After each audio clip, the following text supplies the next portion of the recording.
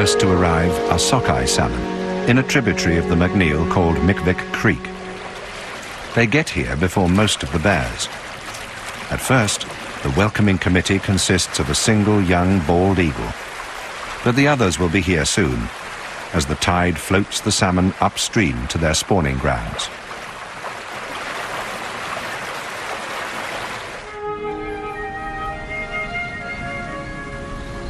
When they arrive, Teddy keeps Tuffy to the higher ground while she makes sure that the coast is clear. She knows that the big males will also be converging on the creek. 2 years ago, one of them killed her 2 cubs. She's on her way to the best fishing spot on the creek, but it's already occupied by 2 giant males. The large dark bear on the left is Woofy. He's the alpha male in the whole valley. At present, he's preoccupied with re-establishing his position in society after winter. His victim is Creek Bear. We'll be seeing him again. Teddy watches from a distance until the time is ripe to make her move.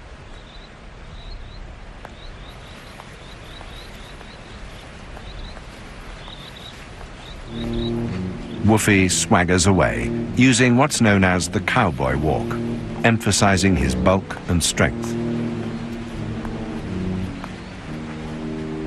Teddy can now go down to the water in search of her first fish of the season. The salmon are held up on their runs by falls and rapids in the river, and these are the best places to catch them. As her mother goes down to the falls, Tuffy stays timidly up on the bank, where she can make a run for it if another bear suddenly turns up.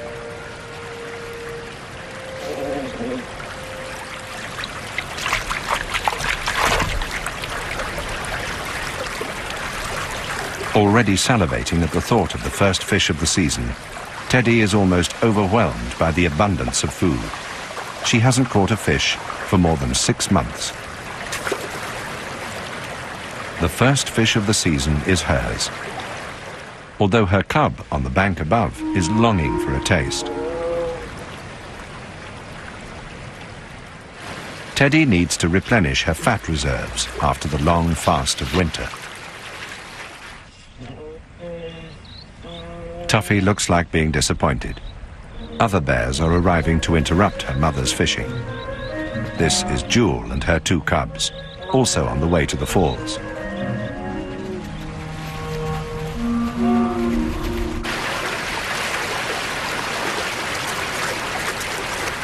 Teddy seems unperturbed, bringing the second fish up the slope to Tuffy, hurrying so that she can go back for another for herself. She's noticed that Jewel is there, and she wants to get back to the water before Jewel takes her place.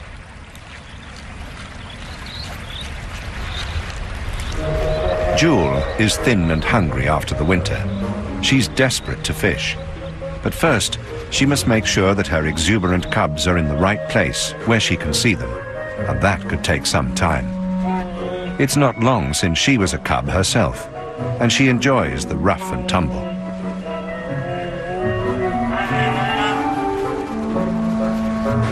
There's only room here for 1 big bear to fish, and Teddy wants to make sure that it's her, not Jewel or anyone else. Tuffy is left alone on the bank.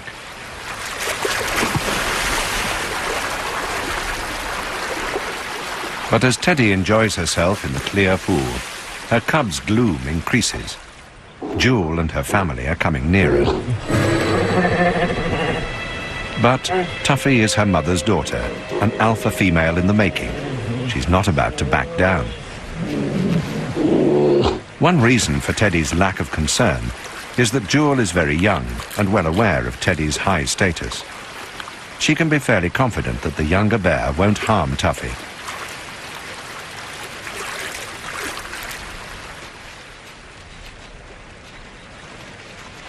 When she brings up the next fish, the standoff takes a turn in Tuffy's favor. Jewel recognizes Teddy, and she knows that she will not hesitate to attack if she and her family get too close.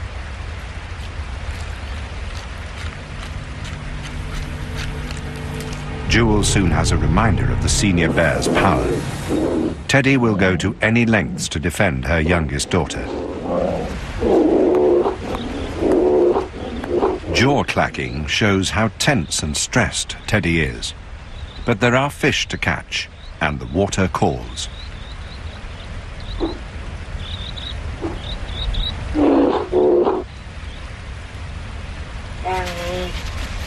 Jewel and her cubs advance once again.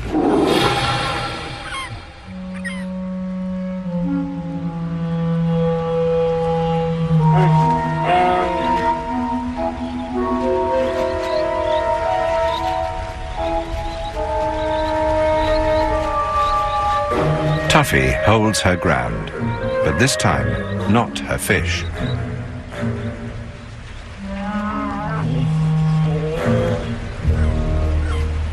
Male bears are big trouble for females with cubs. When Woofy appears over the horizon, Teddy goes quickly back to guard her cub.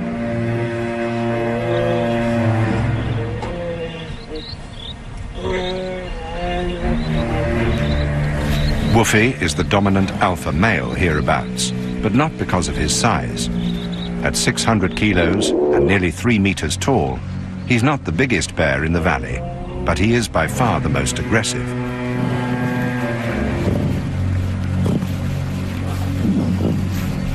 Teddy prudently leads Tuffy away. Woofy finishes off Tuffy's fish, but that's not the main reason he's here today. It's the mating season, and he's on the lookout for receptive females. Those with cubs had better keep out of the way. Males sometimes kill and eat cubs. Woofy might be Tuffy's father, but that wouldn't stop him from making a meal of her if the opportunity arose.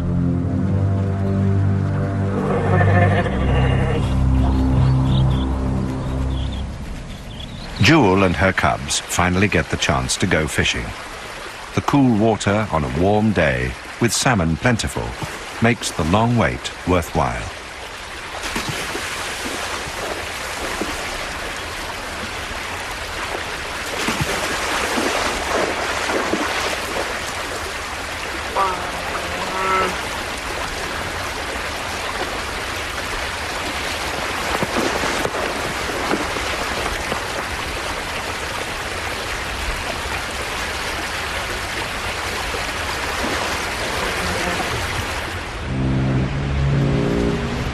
Another male, Larry, has arrived at the river in search of a mate.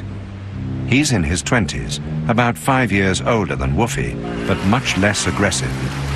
Nevertheless, he's a daunting presence for any mother with cubs.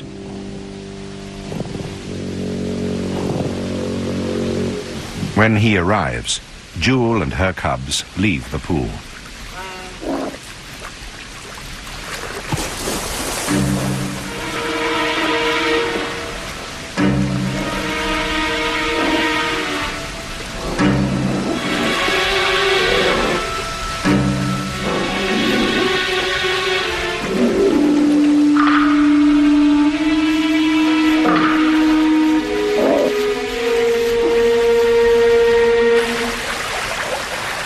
Larry is hungry too. The females can wait while he gets himself something to eat.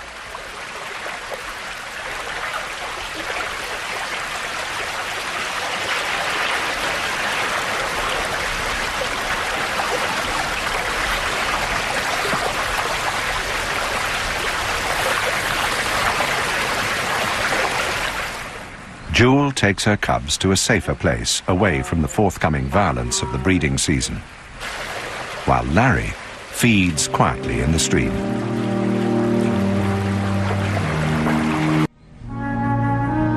For the next few days, the falls will be no place for females with young, so they take their cubs further downstream in search of other food. Other animals too wait for their moment to fish.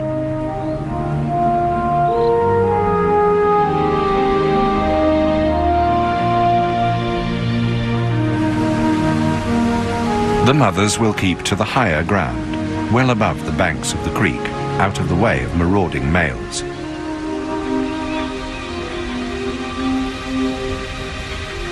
Mick Creek offers plenty of sheltered spots where Teddy can suckle Tuffy in peace.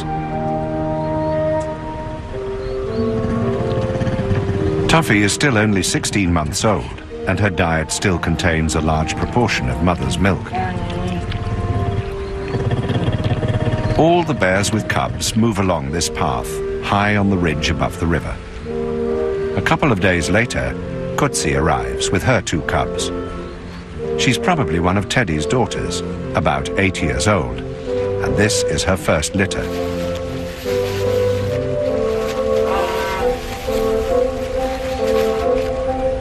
But Teddy and Tuffy are in the way, and the cliff stands between Kutsi and her cubs and the water. There's no easy way down while Tuffy and her mother block the route.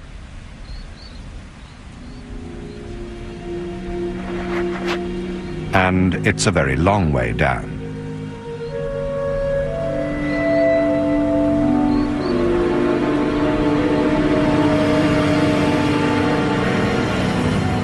Kutsi and her family will have to run the gauntlet of Tuffy's possessiveness. Tuffy is clearly her mother's daughter, an alpha female in the making. She's not going to make things easy for Kutsi and her cubs. The first thing to do is to get Tuffy out of the way.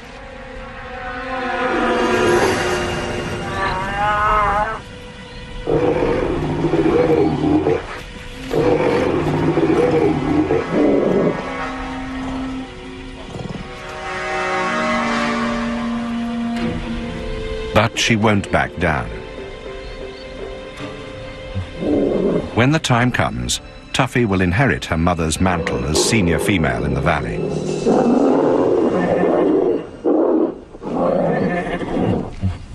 For now, she needs a little support from her mother to keep Kutsi and her cubs away.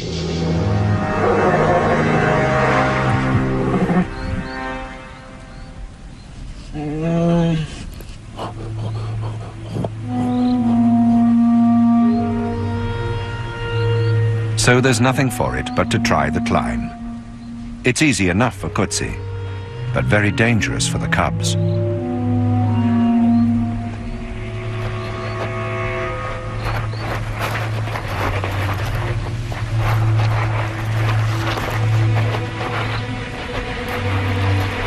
She is immensely strong, and her claws give her a good grip on the loose sandstone, but the cubs lack her strength and experience.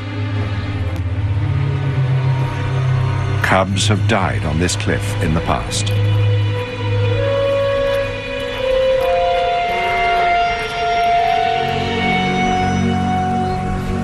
But they make it safely to the ground, much against Tuffy's will. In her agitation, Tuffy nearly succeeds where the cliff failed, in maiming her cousins with an accidental bombardment.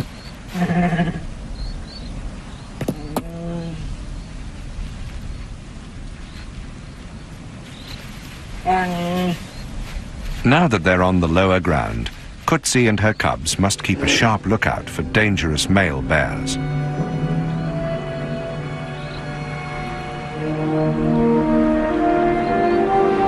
But the terrain is more open here, and they should be able to see them coming from some way away.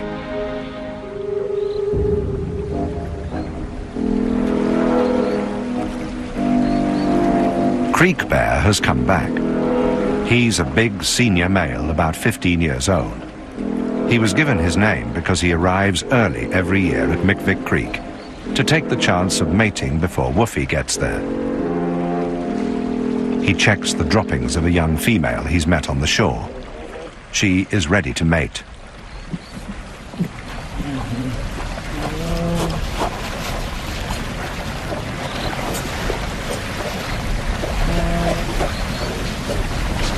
There are few preliminaries in grizzly bear courtship. The female is just as anxious as the male to start a new generation.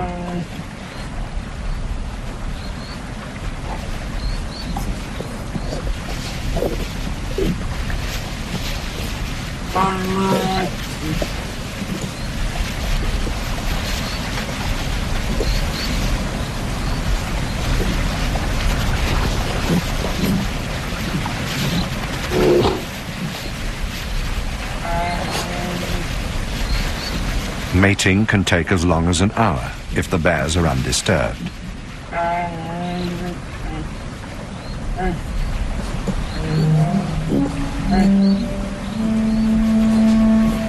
But another bear arrives on the scene, disrupting Creek Bear's plans.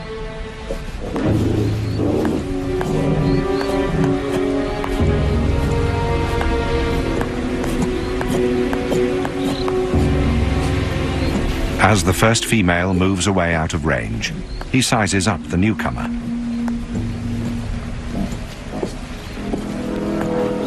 Rolling towards the challenge with the cowboy walk, he discovers that the intruder is another female, also ready to mate.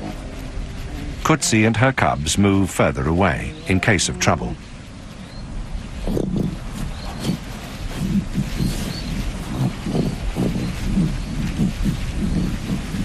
And there is trouble on the way. Even while Creek Bear is mating, Kutsi and her cubs see Larry coming over the hill.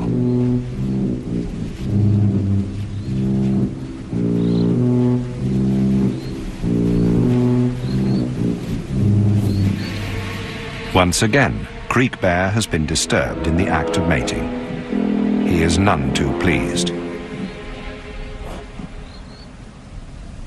Larry has the scent of the females strong in his nostrils.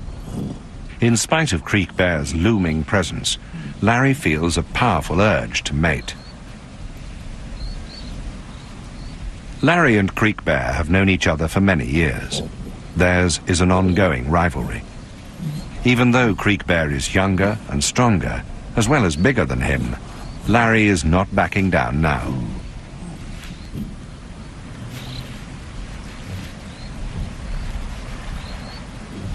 As his rival swaggers up to him, Larry has decided to stand his ground.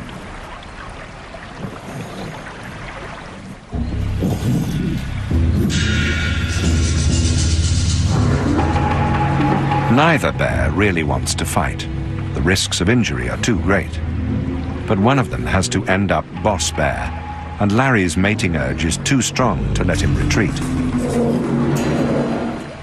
The fight, when it comes, is very short, just long enough to remind Larry how strong Creek Bear is.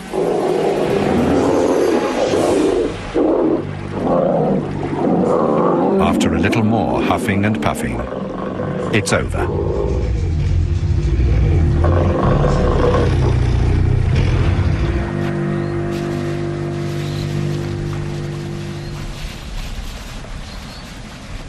As the audience moves away, Creek Bear goes back to follow the females.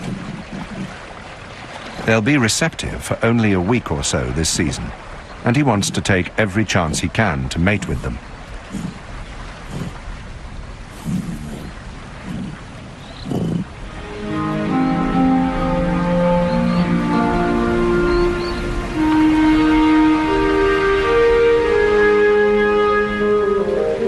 Meanwhile, Kutsi leads her cubs to the grass flats, where she will introduce them to a new source of food.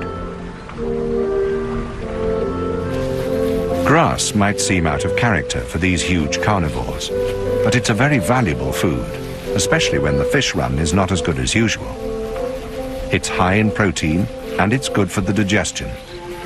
Through the spring and summer, sedge grass is a staple food for the grizzlies.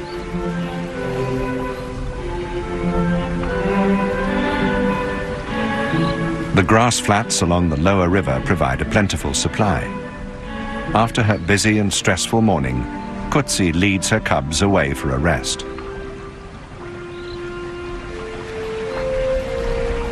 Kutsi's cubs are 18 months old, like Tuffy, and they still depend on their mother for milk, which makes up most of their diet.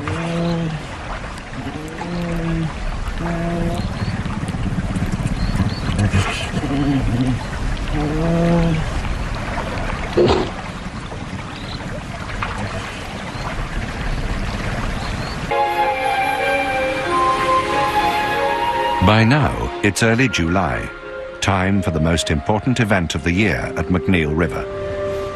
This is why these great carnivores gather here, forming the greatest concentration of brown bears in the world. The snow has melted from the mountains, watering wind-swept meadows of grasses and flowers, all in full bloom.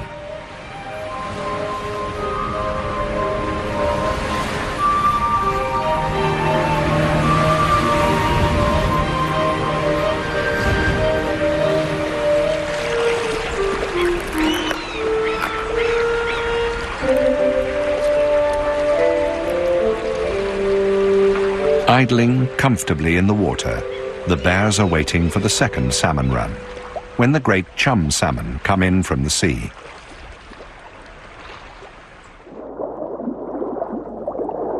Chum salmon usually arrive in huge shoals numbered in tens of thousands.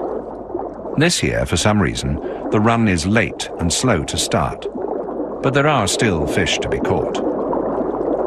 Salmon are the reason that the brown bears here are among the biggest in the world.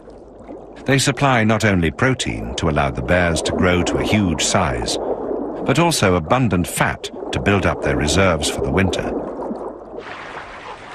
When the fish arrive, the bears are ready.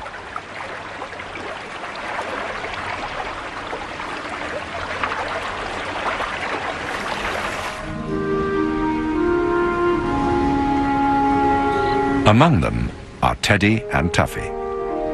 Teddy leads her daughter down from the safety of the cliff top to a very dangerous place for a mother bear with a cub, a place where more than 100 other bears will gather, the falls on the McNeil River.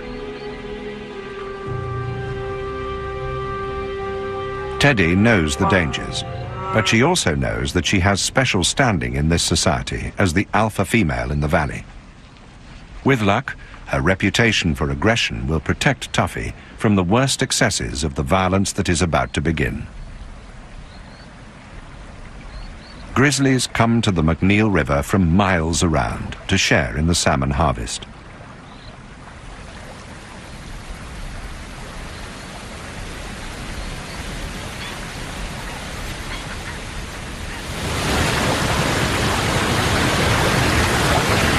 The river is a mainstay in their lives. Swollen with meltwater, it provides a highway for the salmon and thus a larder for the bears. Early in the season, big males dominate the scene.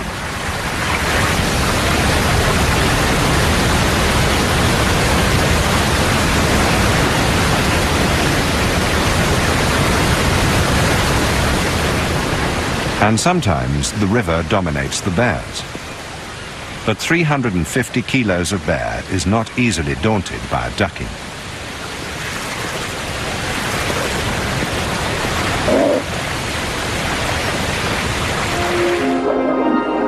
For the chum salmon, this is the climax of their life. After they've spawned, they will die. Resting behind rocks from the strength of the main current, they emerge to force their way upstream, powering their way up the falls, driven by an ancient instinct to the spawning grounds. The bears have only to wait for them. The best fishing spots are held by the biggest and most aggressive males. Sterling is the biggest bear on the whole river, holding a good place by virtue of his sheer size. Woofy is not so big, but what he lacks in bulk he makes up for in ferocity. He rarely catches his own fish. He relies on the power of his personality to supply him with food. In other words, he's a professional, full-time thief, benefiting from the efforts of others.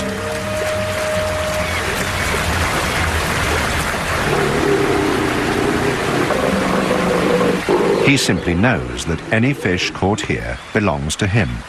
He's prepared to fight for it, and has the scars to prove it. Most other bears simply give him their catch, and go out to find more.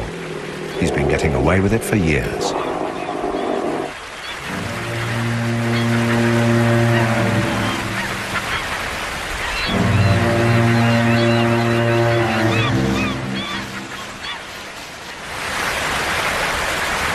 Although the salmon run is not good, there are some fish to be caught, for bears who can hold their own in the fight for ownership of the best fishing sites. For those bears forced to dive in open water, the pickings are not quite so good.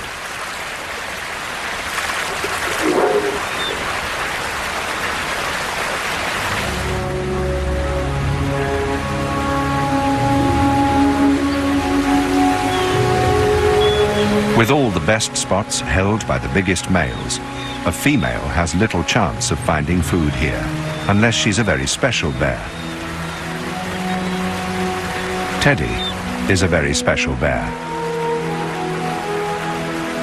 She's been coming here for every one of her 21 years. Her mother brought her here as a baby. She knows the place well, and she knows how to look after herself. With so many hungry male bears about, it's a very dangerous place for a small cub. Teddy must find a balance between her hunger and the need to protect Tuffy from danger. Where the big males are fighting over the fish, she will keep well away.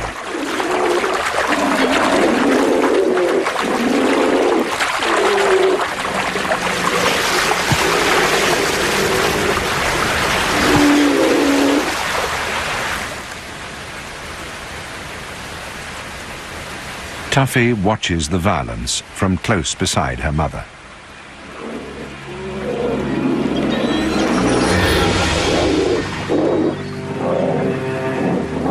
Sterling, the giant, is once more robbed by Woofy. Scraps are breaking out all over the river.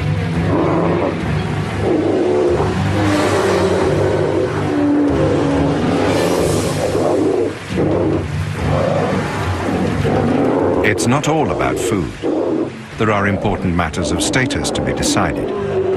The fights over salmon serve to maintain the order of dominance among the big males.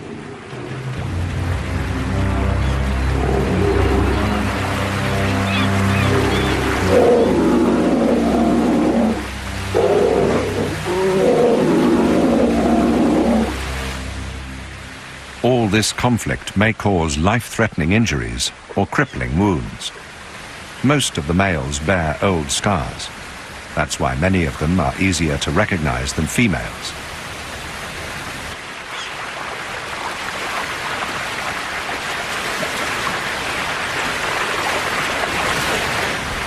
The safest course of action once a bear has caught a fish is to get out of the water and away to a secluded place where he can eat it alone.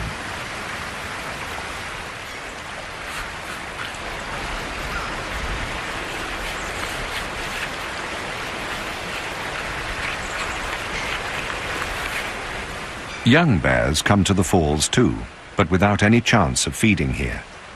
This is a third-year bear in its first summer alone in the world. This may well be Tuffy's position next year.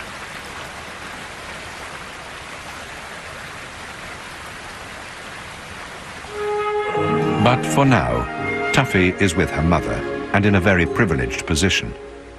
As soon as the chance arises, Teddy will hurry down to the water.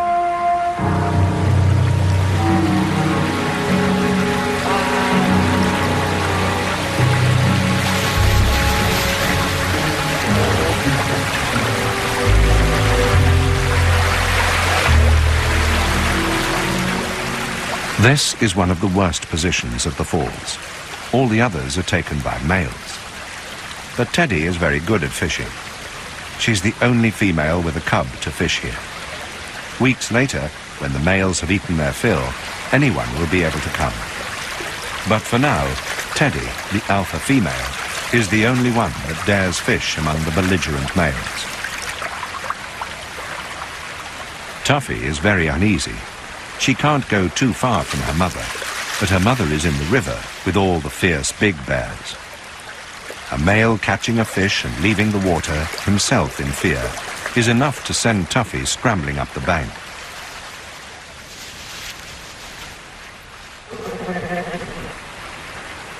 Teddy has to follow her and bring her back to where she can keep an eye on her and keep her out of harm's way.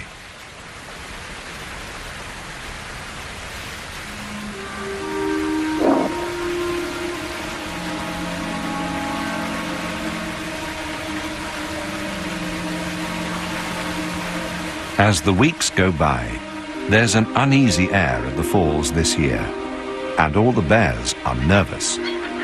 The salmon run hasn't happened.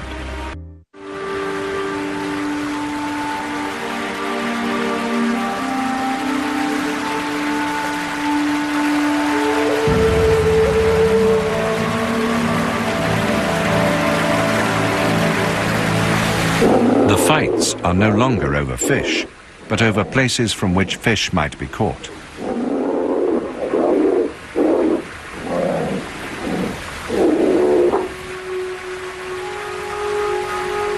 Suddenly, Teddy notices something in the water. Fish at last. Finally, a school of chum salmon has found its way up to the falls. By now, Teddy is desperate to catch a fish. She could eat 15 a day easily, but she's been here for hours without catching one. Tuffy's yawn shows how stressed she is by the presence of the other bears. A 15-year-old male called White Claws is watching Teddy closely. He has already been in a fight with another male, and now he's looking for a chance to steal food, perhaps from her. The claws that gave him his name are fearsome weapons, and the fresh wounds from the fight won't be helping his mood.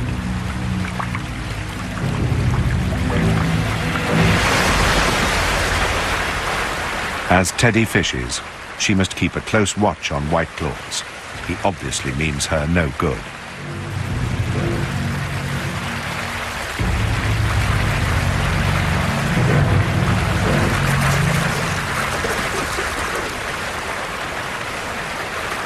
And now there's more trouble approaching. Earl wants to move in on Teddy's fishing spot. He's an old male, and he's probably known her all her life. He should know she's the alpha female, but in case he's forgotten, she reminds him.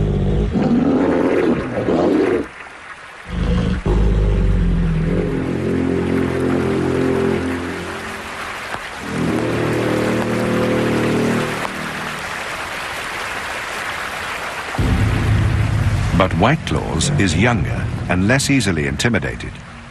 He's also much bigger than Teddy. When she finally catches a fish, he's ready to close in.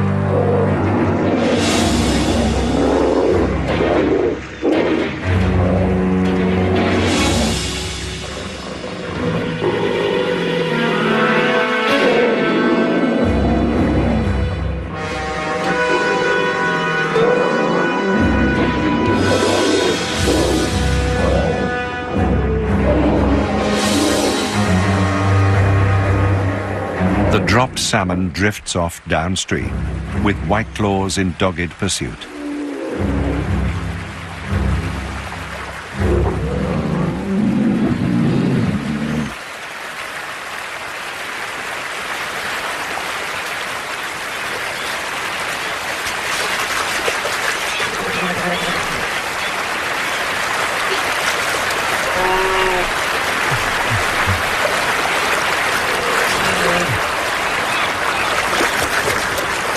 While White Claws is preoccupied, Teddy catches another fish. This time, she runs off up the hill with it, looking for Tuffy. But the cub can see what her mother can't. White Claws is on her tail. When Teddy sees him, she bolts the fish as the younger bear comes up the hill after her.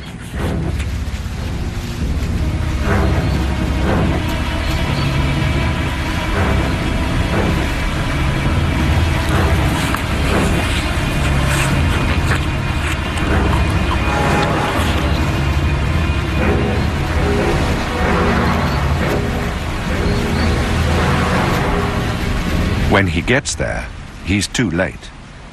But Tuffy still hasn't eaten. Teddy goes to the river one more time. She is nothing if not tenacious.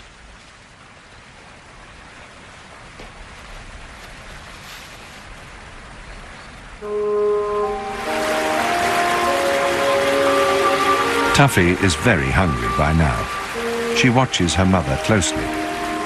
What she learns now will stand her in good stead in summers to come. This time next year, she will have to find her own food. Is this third time lucky? Perhaps Teddy will be able to share this fish with her hungry daughter without being disturbed.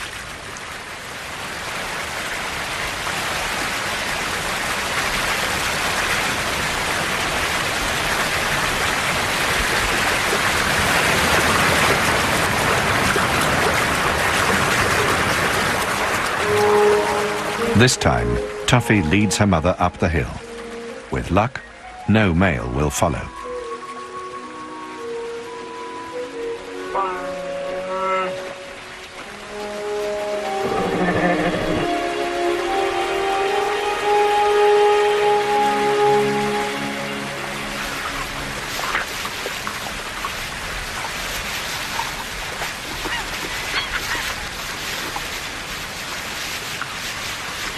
Normally, by this time of year, McNeil Falls is open to all comers, including mothers and their young.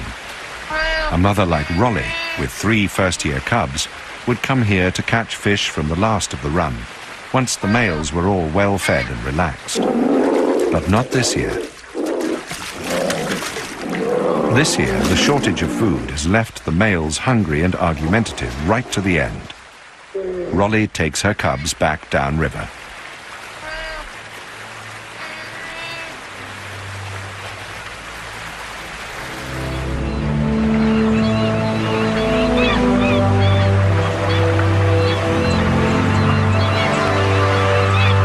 Below the falls, females with cubs are much safer.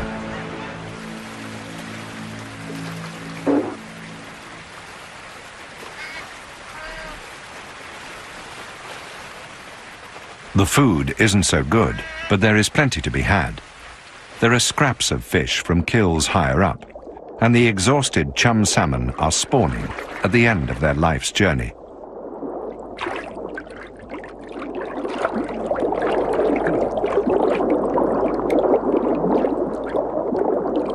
Their muscles are breaking down now, and they spend the last of their energy laying eggs in the gravel. They will protect them with the last of their strength until they die.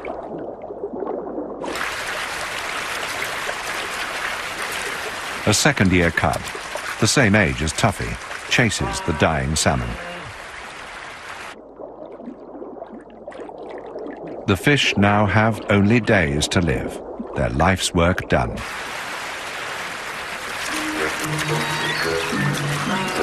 This is the best time for a cub to learn how to catch salmon, when the fish are tired and slow, and the cub is away from the pressures of the aggressive males.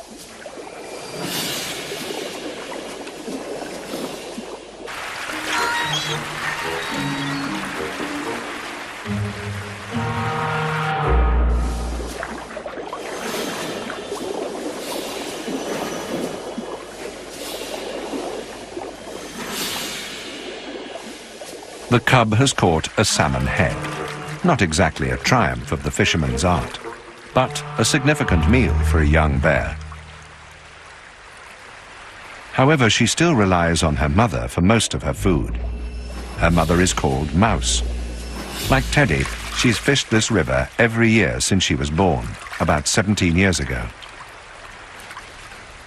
Her cub watches intently as her mother picks up another meal for them to share.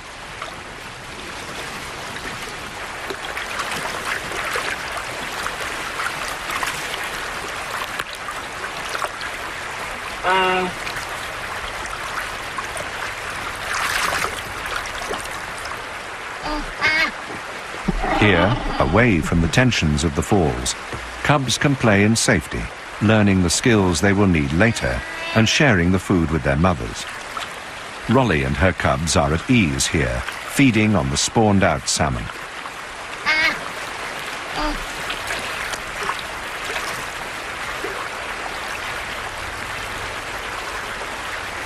They need all the energy they can collect now, because the season, poor as it was, is coming to an end.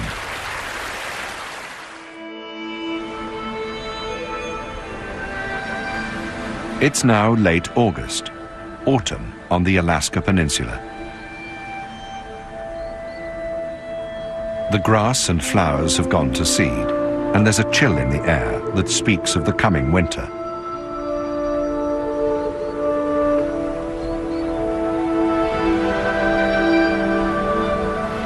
The sedge grass has been grazed to the ground, and what little remains lacks the proteins that were so important to the bears earlier in the season. Their droppings recycle the nutrients back into the ground for next year.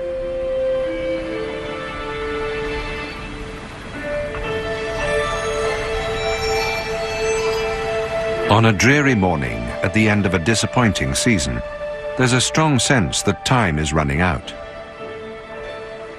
Most of the bears have left McNeil Falls in the search for better fishing elsewhere before it's too late.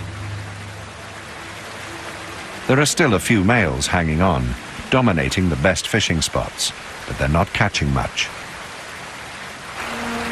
Tuffy tries her hand at fishing, but there aren't enough fish about for her to get any worthwhile practice. All the same, she's privileged to have the chance. Teddy's presence on the bank keeps her cubs safe among the big males who would otherwise attack her. All the same, it's difficult for the cub to concentrate, while male bears constantly keep up the pressure on her and her mother.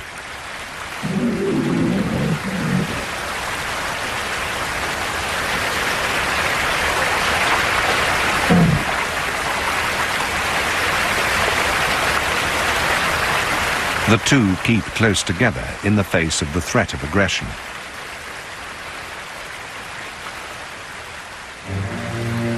Woofy is still here, actually fishing for himself now that there are few bears left to steal from.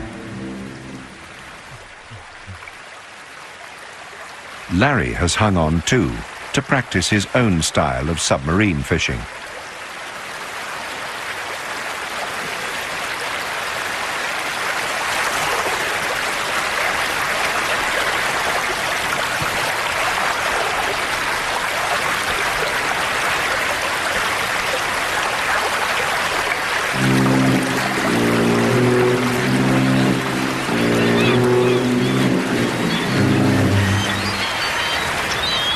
When Woofy sees that he has been successful, he moves in for the umpteenth time this summer and casually relieves Larry of the remains of his meal.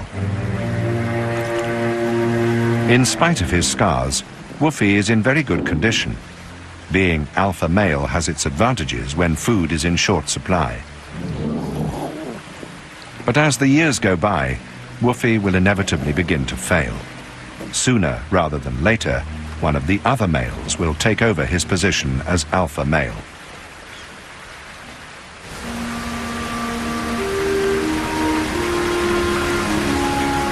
Meanwhile, Teddy and Tuffy are still fishing.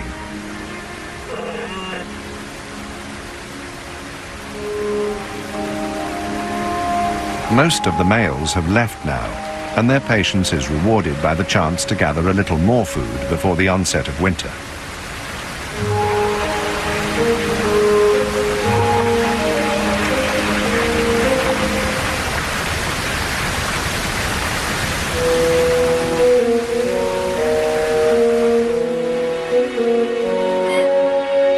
At this time of year, every mouthful is vital. Both mother and daughter need to put on as much weight as they can before they hibernate.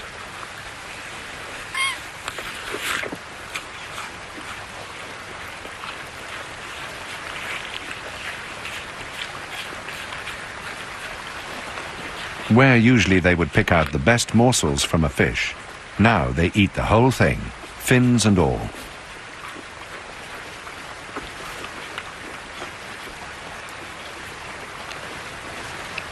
Even tiny scraps from between their claws cannot be allowed to go to waste. As it turns out, this will be their last meal at McNeil this season. Earl, the cantankerous old fish stealer, is still here.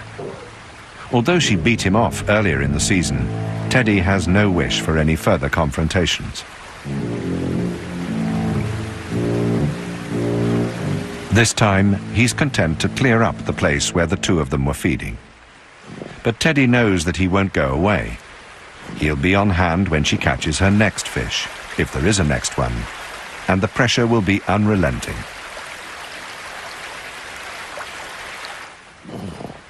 It's time to leave. Tuffy and her mother will wander to another river in search of more spawned-out salmon and finish their autumn's feeding on berries in the hills before they hibernate to wait for the spring. The feeding at McNeil River is well and truly over. Next year, Teddy and Tuffy will no longer be mother and daughter. Tuffy will be alone in the world, just another defenseless third-year cub. There will be nothing Teddy can do to protect her. The McNeil River will look very different then. When they wake up, Tuffy's place in society will be very different. Without Teddy to defend her, the young bear will need all her toughness to survive.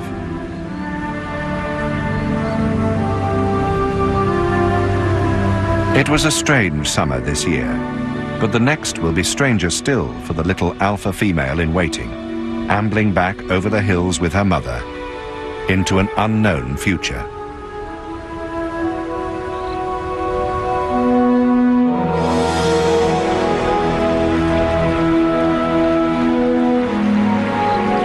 Aware of Teddy's high status, she can be fairly confident that the younger bear won't harm Tuffy.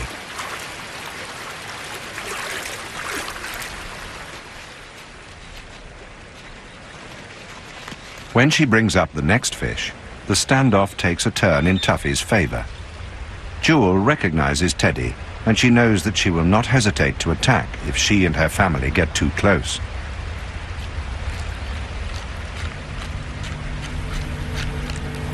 Jewel soon has a reminder of the senior bear's power. Teddy will go to any lengths to defend her youngest daughter. Jaw clacking shows how tense and stressed Teddy is. But there are fish to catch, and the water calls.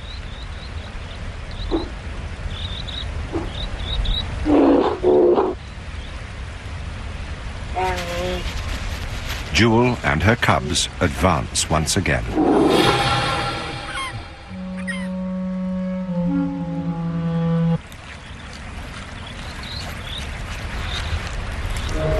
Jewel is thin and hungry after the winter. She's desperate to fish. But first, she must make sure that her exuberant cubs are in the right place where she can see them, and that could take some time. It's not long since she was a cub herself, and she enjoys the rough and tumble.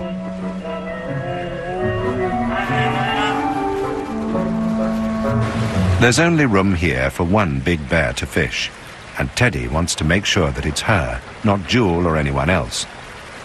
Tuffy is left alone on the bank.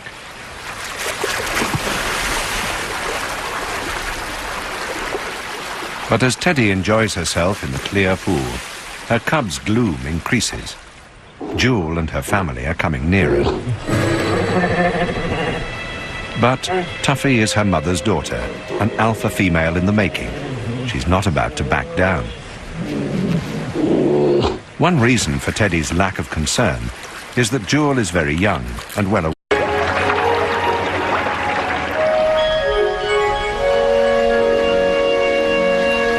First to arrive are sockeye salmon in a tributary of the McNeil called Mickvick Creek. They get here before most of the bears. At first, the welcoming committee consists of a single young bald eagle, but the others will be here soon, as the tide floats the salmon upstream to their spawning grounds.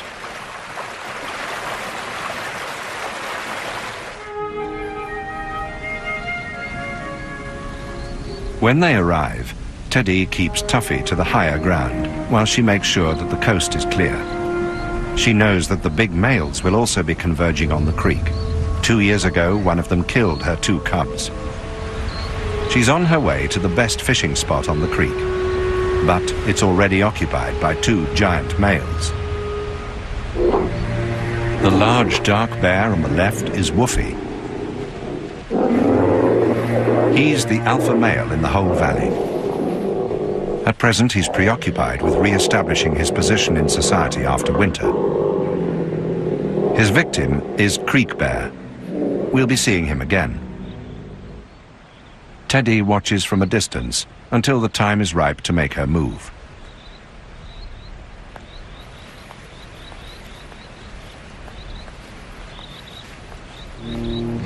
Woofy swaggers away, using what's known as the cowboy walk, emphasizing his bulk and strength.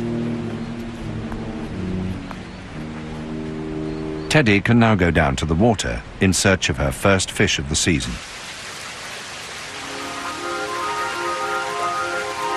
The salmon are held up on their runs by falls and rapids in the river, and these are the best places to catch them.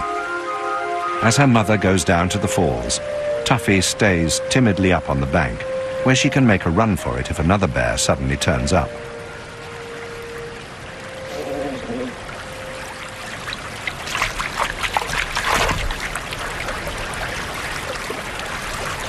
Already salivating at the thought of the first fish of the season, Teddy is almost overwhelmed by the abundance of food. She hasn't caught a fish for more than 6 months. The first fish of the season is hers, although her cub on the bank above is longing for a taste. Teddy needs to replenish her fat reserves after the long fast of winter. Tuffy looks like being disappointed. Other bears are arriving to interrupt her mother's fishing.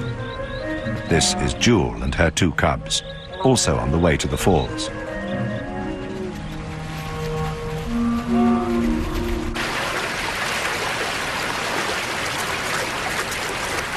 Teddy seems unperturbed, bringing the second fish up the slope to Tuffy, hurrying so that she can go back for another for herself. She's noticed that Jewel is there, and she wants to get back to the water before Jewel takes her place.